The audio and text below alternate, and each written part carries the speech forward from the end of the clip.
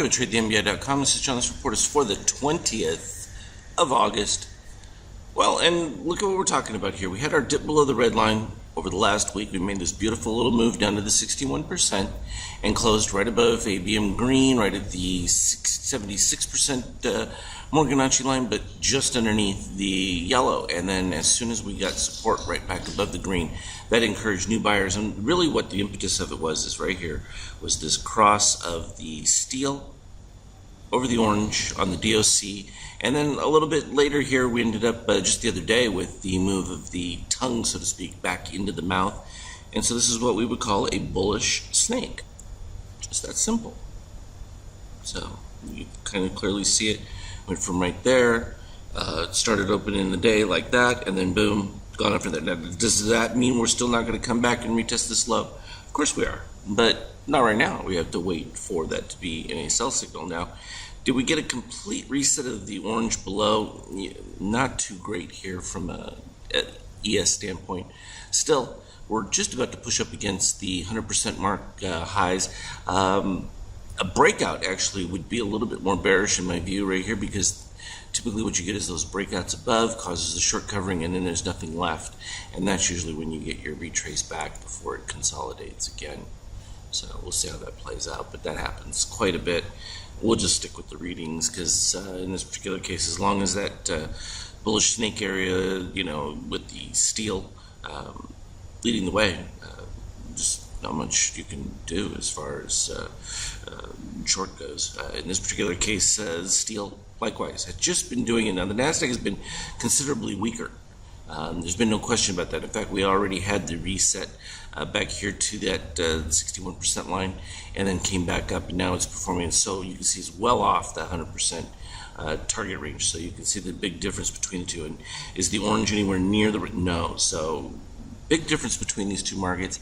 That divergence is going to have to clarify itself. Doesn't mean it's going to happen right away. So some people say, oh, as soon as it happens, that they start to freak out and think that that's the end of the world, that's going to be an immediate correction back to the mean. No, you can have divergences for quite a bit of time. That happens.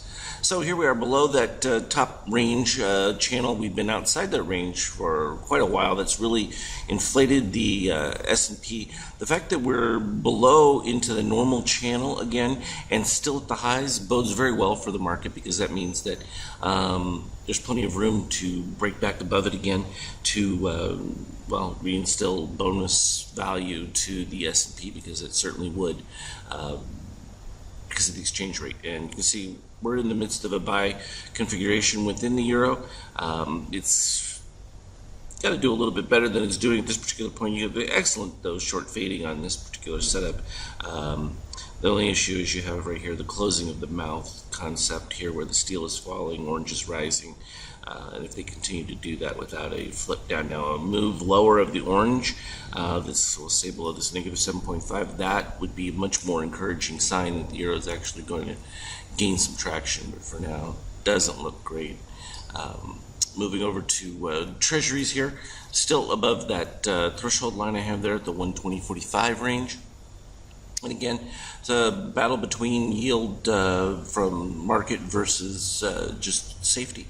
And when you risk zero capital and you can still get a decent return, it becomes an attractive setup. So that's pulling money away from the market, or at least making it a little less attractive and giving options, because that means you can allow for moving your money into cash, into treasuries temporarily, and if the market dips a little bit, you can move back in, that kind of thing. So that's what they're going to be playing for. What won't be expected would be a continued rise of the market, which would really put under pressure people who failed to be in it and put them behind the yield curve, which once you get behind that, then they start chasing it, and then we could really see some significant moves to the upside. Without fundamentals, blah, blah, blah, blah. That's never really been, yes, there's a baseline value, but it becomes arbitrary, because then all you're talking about is what multiple you're charging. So oil, holding fairly decent. This means you get a pretty steady rate within the built-in inflation numbers, and as long as labor rates don't jump significantly, you're still within the line. So still bodes well for growth aspects as far as that goes. Here we have gold making a little bit of a turn. We got to see the orange dip a little bit further before that's going to be anything significant. What we ended up with was the dip below the red line. We retested that low, next bar above the red line. That's usually a little bullish, which is where those little dots come from, and then boom, pop from there. Not usually sustainable from a longer stretch, so it's one of those things. It was a pretty cool day. I mean, there wasn't really a whole lot of special going on, but just some clean stuff. We ended up with positive extremes right here at the 50%, just above it. And boom, that led to a gold candle below, which is where we were talking about right before the market opened there. It was still, that bar was in place, and I was like, okay, if it goes, you know exactly where we're headed. We had specific retrace setup going down. Boom, we did that. Then we saw the azure rising with this color right here. You can see that azure popping up. It just colors it right there. So if you're not even looking at the shakeout, you know exactly what the shakeout's doing. Took a little while for this to build. It really wasn't any reset or anything happening. Then right as you get to the 50%, rolled over again with the opening of that snake right there. And you can see it. What happens is you can see it where you're the bullish snake right here, and then boom, it starts to close, and it's that closing that you begin to notice it, and then boom, in this particular case, get another gold below the 50%, which is easy for the lows to be visited again, and sure enough, they're visited again. At that point, you end up with a very nice DOC buy signal. It traded back down at or near the lows, at least towards where the open of it was, and to kind of fill back in that dip below the red line, and then it just took off from there. And then you had a gold candle above the 50% with all the little blue red. That was an indication a little overbought, and all it did was retrace to the 50%. Another gold candle, which means you knew you were going back to the highs, and not only did it go to the highs, but it went past it. Now, it does give us some clear retrace values. So obviously we have low right here, if my screen will catch up to me. Right around the 44 range. Oh, maybe a little higher, 45-ish. What's our low? 45.25. So that becomes the overall target from where we are now all the way up to 58. We ended up with a few other ones that popped in, but those got filled back right here in this little retest towards the end of the day because we just got nothing but.